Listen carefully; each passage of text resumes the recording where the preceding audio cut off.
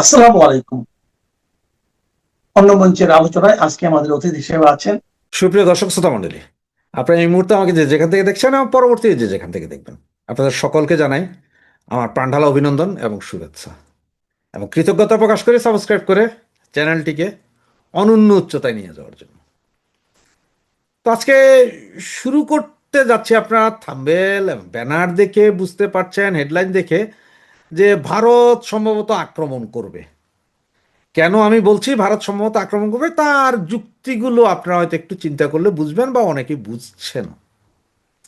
তার আগে জানাই, আজকে সম্ভবত নোয়াখালীতে কিছুক্ষণ আগে একজন স্বতন্ত্র এমপি পদপ্রার্থীকে গুলি করে উপরের দিকে পাঠিয়ে দিয়েছে বা আহত হয়ে আছে, এখনো মরে নাই, এরকম অবস্থা। তো এদিকে আবার আমাদের স্বরাষ্ট্রমন্ত্রী সাহেব উনি বললেন যে পর্যাপ্ত পরিমাণ বিজিপি বর্ডারে আছে, 8 কিলোমিটারের ভেতরে যেহেতু সেনাবাহিনী ঢোকে না, এটা আন্তর্জাতিক নিয়ম আছে, তারপরও এখন আমরা তড়িৎ গতিতে সেনাবাহিনী সেখানে ঢুকানো হবে। কারণটা কি? হঠাৎ করে সেনাবাহিনী বর্ডারে নিয়ে যাওয়া হচ্ছে কেন? কারণ এটা দু তিনটা যুক্তি হইতে পারে। যে যুক্তিটা আপনাদের কাছে পছন্দ হবে আপনার সেই যুক্তিটাই নেবেন, এর বাইরে কোনো যুক্তি নেবেন না। আমার প্রথম যুক্তি যেটা, সেটা হচ্ছে যে হয়তো বাংলাদেশ সরকার বা বাংলাদেশের যে আছে কি বলে গোয়েন্দা সংস্থা আছে, তাদের কাছে খবর আছে যে বাংলাদেশের মধ্যে 48 ঘন্টার ভিতরে সার্জিক্যাল স্ট্রাইক চালাতে পারে ইন্ডিয়া। তার কারণ 1300-র উপরে পাকিস্তান আইএসআইয়ের জঙ্গি সদস্য বর্তমানে বাংলাদেশ ভারত বর্ডার এরিয়াতে আছে।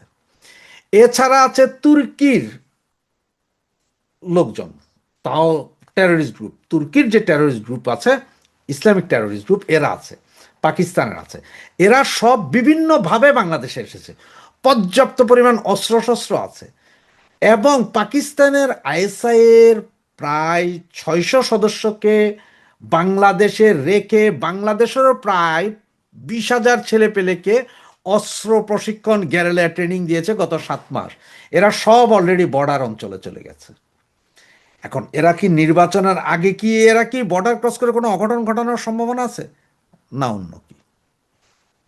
দ্বিতীয়ত, বাংলাদেশ সেনাবাহিনী আপনারা জানেন যে ওরা একটা অনুমতি চাইছিল যে যে কোনো কেন্দ্রে ওরা যে কোনো মুহূর্তে ঢুকতে পারে, মানে কোনো প্রিসাইডিং অফিসারের সাথে কথা বলার দরকার নেই, সরাসরি ঢুকবে তারা। এবং এটা যদি ঢুকে তাইলে এই যে তত্ত্বাবধায়ক যেটা আছে আর কি, ইন্টারিম, শুধু ইউনিসের যে ইন্টারিম, এরা হয়তো তাদের যে মেটিকুলাস ডিজাইন করে কাউকে আনবে সেটা হতে পারবে না, এত অন্য কিছু ঘটে যেতে পারে।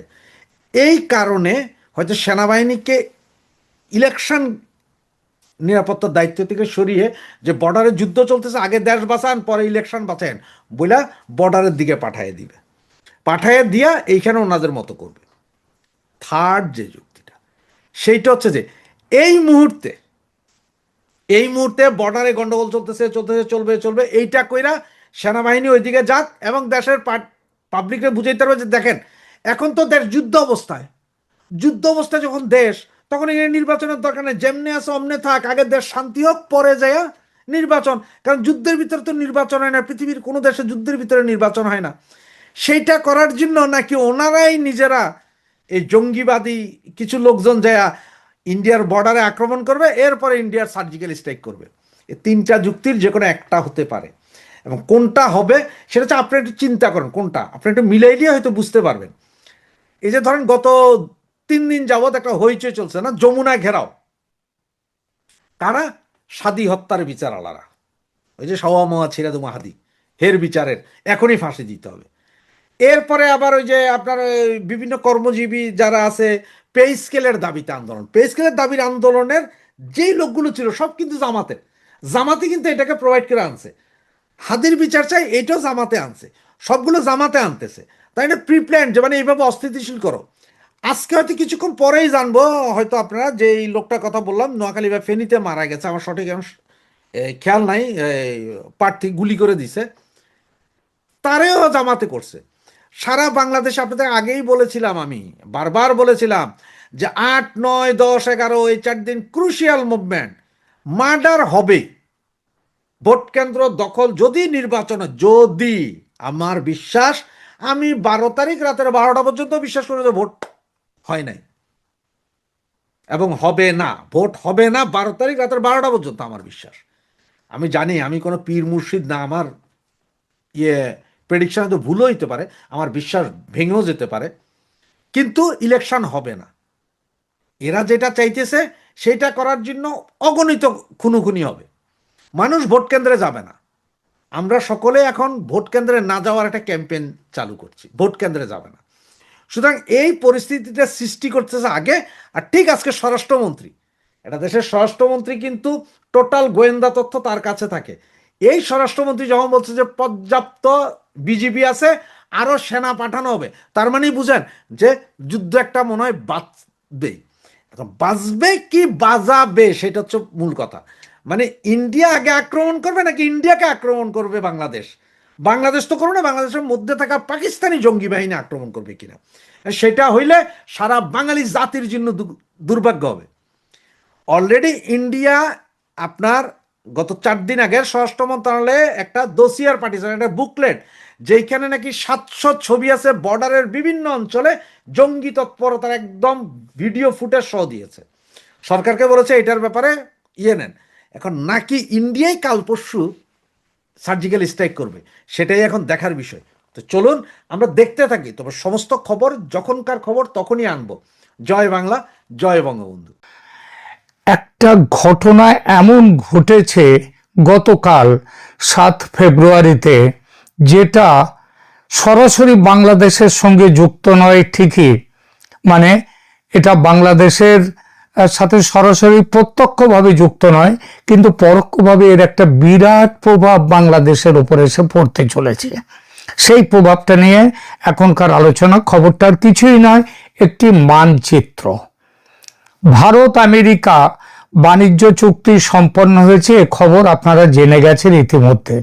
কিন্তু এই বাণিজ্য চুক্তির পর আমেরিকার বাণিজ্য প্রতিনিধি দপ্তর ভারত মার্কিন অন্তর্বর্তী বাণিজ্য চুক্তির ঘোষণা দিতে গিয়ে ভারতের যে অফিসিয়াল মানচিত্র প্রকাশ করেছে, সেখানে পুরো জম্মু কাশ্মীর, গিলগিট বালতিস্তান, তথাকথিত পাক অধিকৃত কাশ্মীর, যাকে পাকিস্তান আজাদ কাশ্মীর বলে, এবং চীনের দখলে থাকা আকসাই চীন, এই সব কিছু যেটা ভারতের সাধারণ মানচিত্রে থাকে, সেটা আমেরিকা সেই মানচিত্রটা পুরোপুরি সেটা প্রকাশ করে দিয়েছে তাদের দপ্তর থেকে। এই সব কিছুকেই তারা দেখিয়েছে ভারতের অংশ হিসেবে। এর আগে মার্কিনীদের যে সরকারি মানচিত্রে সাধারণত পিওকে মানে পাক অকুপায়েড কাশ্মীর ও আকসাই চীনকে আলাদা বা বিতর্কিত অঞ্চল হিসেবে ডটেড লাইন বা আলাদা শেড দিয়ে দেখানো হতো। এবার সে বিতর্কিত সীমানা চিহ্ন একেবারেই নেই।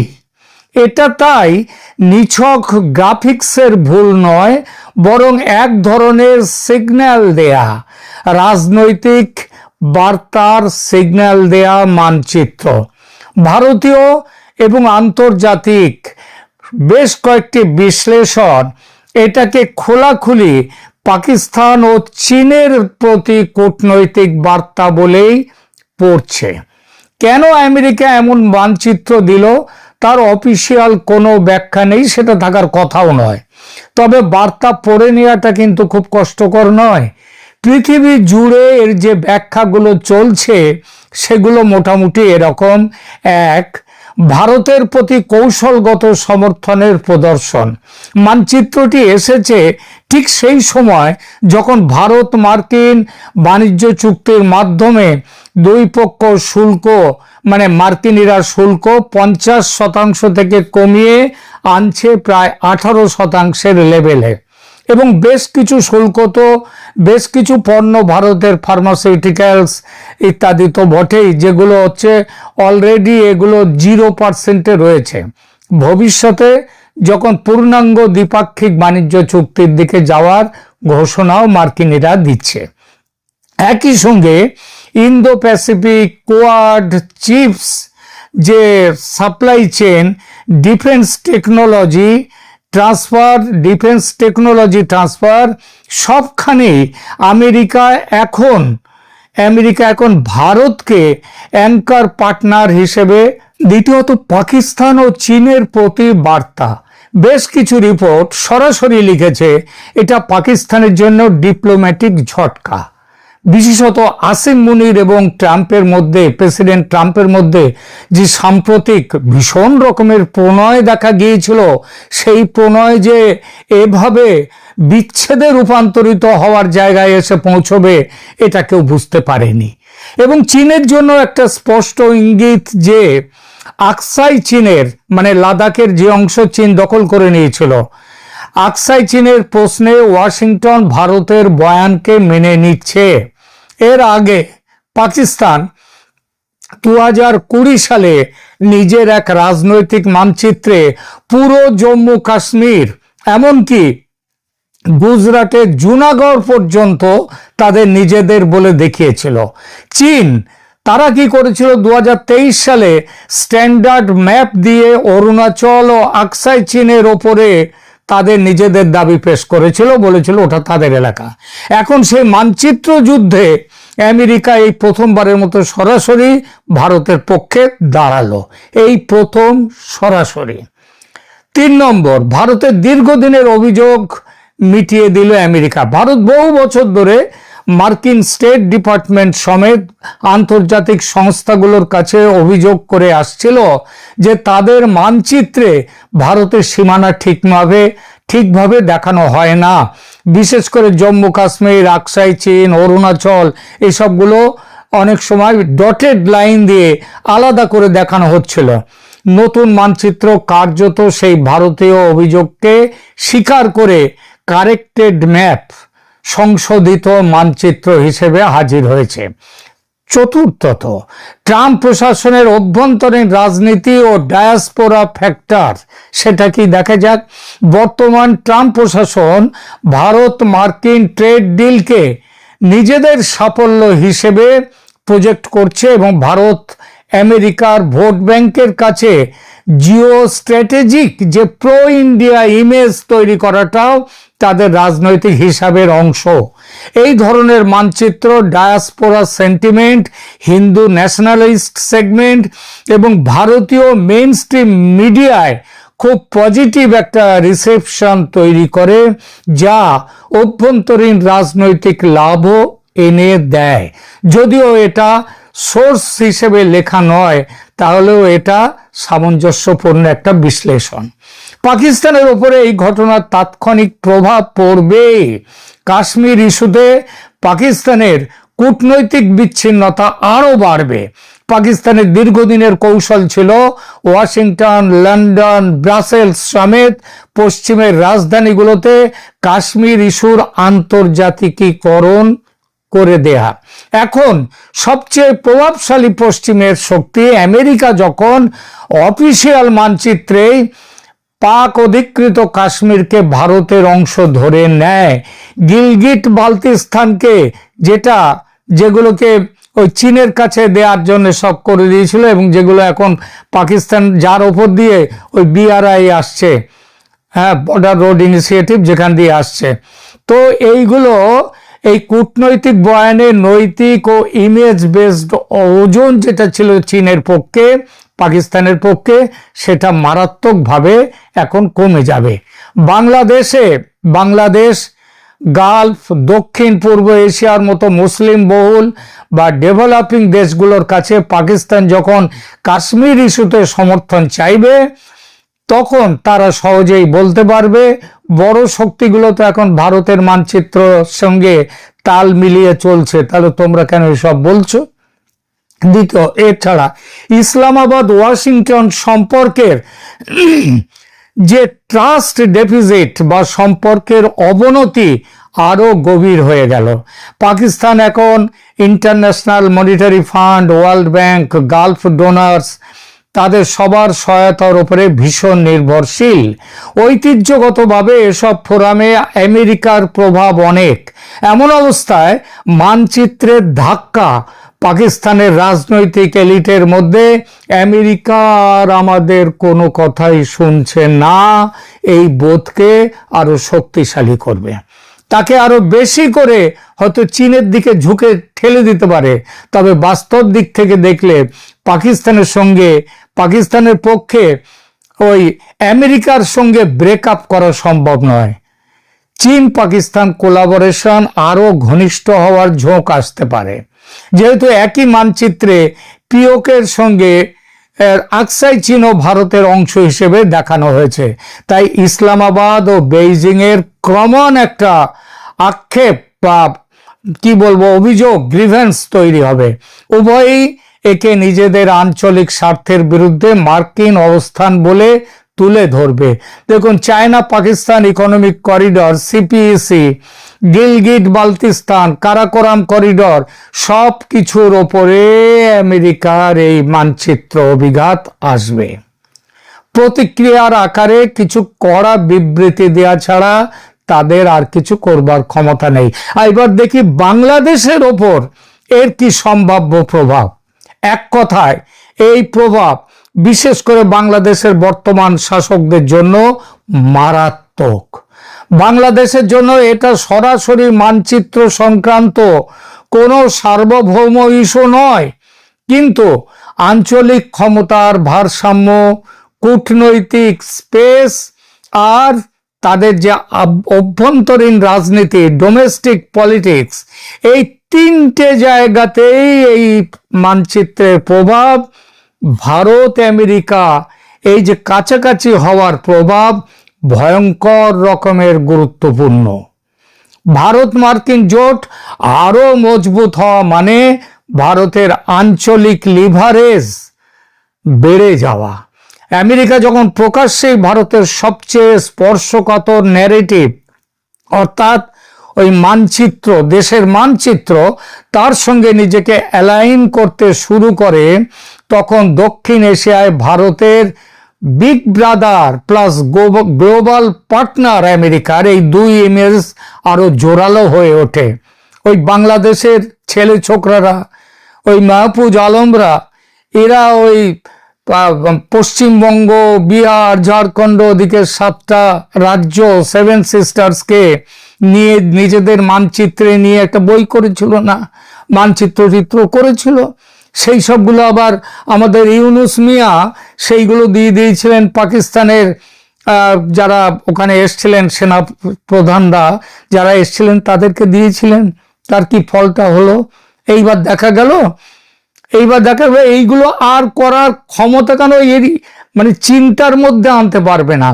বাংলাদেশ, নেপাল, ভুটান, শ্রীলঙ্কা প্রত্যেকটা রাষ্ট্রের জন্য বার্তা একটা স্পষ্ট, সেটা হলো আঞ্চলিক ভূ রাজনীতিতে যদি তোমরা কিছু করতে যাও, তোমরা যদি ওয়াশিংটনের সমর্থন চাইতে যাও, সেটা ভারতের সঙ্গে কথা বলে, ভারতের সঙ্গে সামঞ্জস্য রেখে তবে চাইতে পারবে।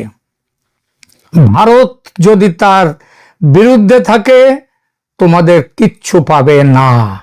এর ফলে ঢাকার পক্ষে একদিকে চীন, পাকিস্তান, তুরস্ক, মালয়েশিয়া টাইপ এই যে ব্লক, মানে যাদের সাথে বাংলাদেশ যে খুব এখন ভাবসাব করছিল, সেই ব্লকের সেই জোটের ভাষাটা পুরোপুরি নিচ্ছিল, সেটা বন্ধ হয়ে গেল।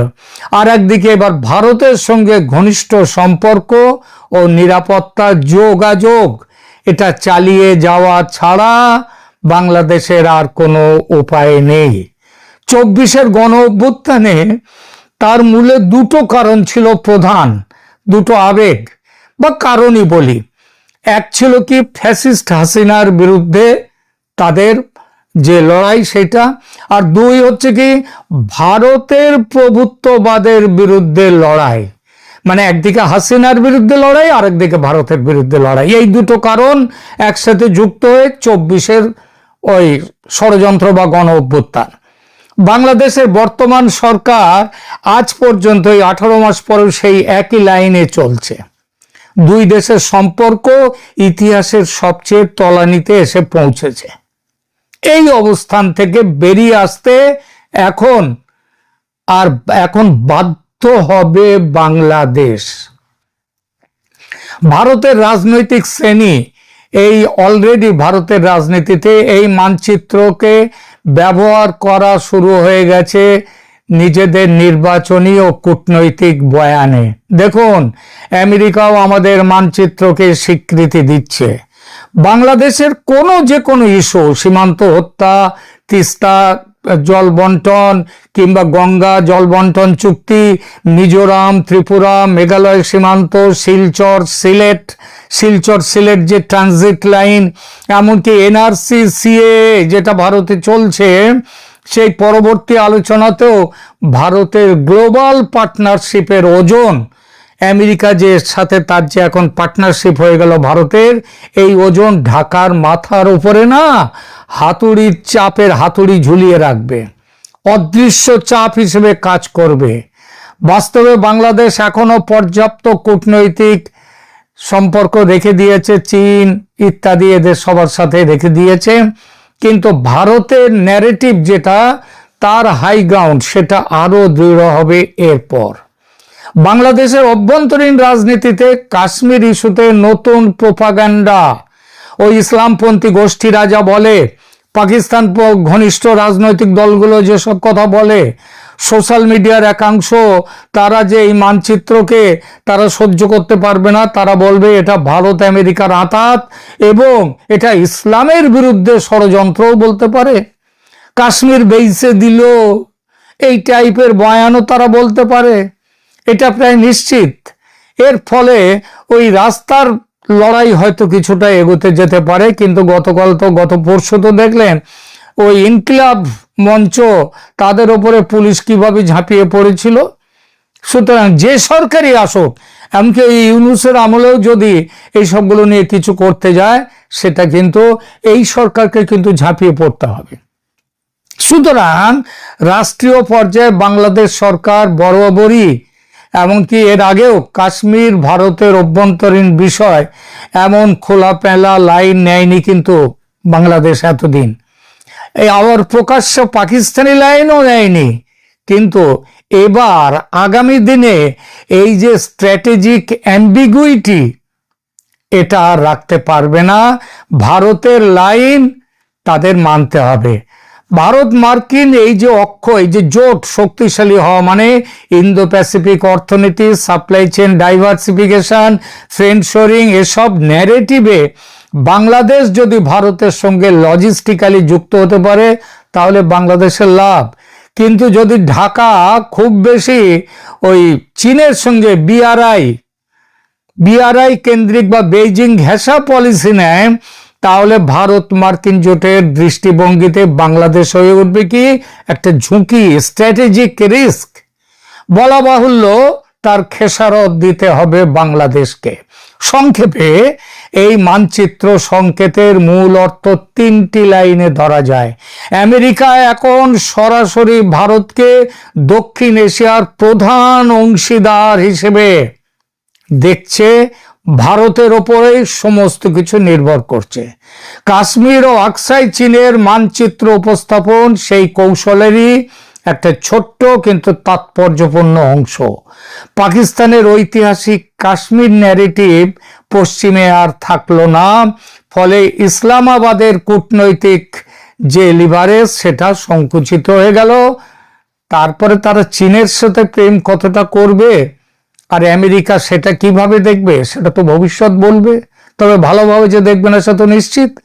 বাংলাদেশ সমেত অন্য প্রতিবেশীদের জন্য একটা বার্তা পরিষ্কার, আঞ্চলিক পাওয়ার গেমে রিজিওনাল রিয়ালিটি যেটা বাস্তবতা, সেটা হচ্ছে ভারতের পক্ষে আরো ভারী, আর সেটা হয়ে গেল ওয়াশিংটনের প্রকাশ্য এই সমর্থনের দ্বারা। বাংলাদেশের জন্য বুদ্ধিমান কূটনৈতিক পথ হলো পায়ে পা বাঁধিয়ে ঝগড়া না করে বন্ধুত্বের হাত বাড়ানো। যে কূটনৈতিক লাইন নিয়ে শেখ হাসিনা তার দীর্ঘ 15 বছরের শাসন চালিয়েছেন, সেই পথ আরো বেশি জোরালোভাবে নেয়া। কিন্তু মোহাম্মদ ইউনূস এবং তার সঙ্গীরা কি নিজেদের চরিত্র সংশোধন করতে পারবে? মনে রাখতে হবে, ইউনূস সরকারের কাছ থেকে যা আদায় করার তা কিন্তু ইতিমধ্যেই নিয়ে নিয়েছে আমেরিকা। গোপন চুক্তি বাইরে আসছে না, 9 তারিখ, কালকেই সেটা স্বাক্ষর হবে। আর কিছু নেই নেয়ার মতো। এখন বাংলাদেশকে ভারতের চোখ দিয়ে দেখবে আমেরিকা। ভারত যেভাবে দেখতে বলবে সেইভাবেই বাংলাদেশকে দেখবে আমেরিকা। আর এতেই ঘুম চলে গেছে ইউনূস সরকারের। ইউনূস গংদের চোখে ঘুম নেই। ইউনূস ভেবেছিলেন জামাত ক্ষমতায় আসবে এই জালিয়াতির নির্বাচনে 9 ফেব্রুয়ারিতে, এই 12 ফেব্রুয়ারিতে ইউনূস হবেন রাষ্ট্রপতি। ভারত এই ন্যারেটিভ মানবেই না। ইউনূস এবং জামাত এই দুই শক্তিকেই মেনে নেবে না ভারত। কিন্তু 12 ফেব্রুয়ারির নির্বাচনে যদি জামাত জোট যদি জিতে যায়, তাহলে দুরকম খবর পাচ্ছি। তেমন পরিস্থিতি হলে কি হতে পারে, কিংবা আগামী দিনগুলোতে কি হবে। এক হচ্ছে নির্বাচন বন্ধ হয়ে যাবে আপাতত, 2-1 দিনের মধ্যেই ঘোষণা হয়ে যাবে, একথা হয়ে যাবে। একথা কিন্তু খুব বড়ভাবে এটা শোনা যাচ্ছে। এবং তারপরে কি হবে? ইউনূস থাকবে না, সেনা ক্ষমতা দখল করবে বাংলাদেশে। তবে সরাসরি নয়, সেনা সমর্থিত নতুন কেয়ারটেকার সরকার আসবে, ইউনূস চলে যাবে। আওয়ামী লীগকে সেই সরকার এসে নিষেধাজ্ঞা মুক্ত করবে।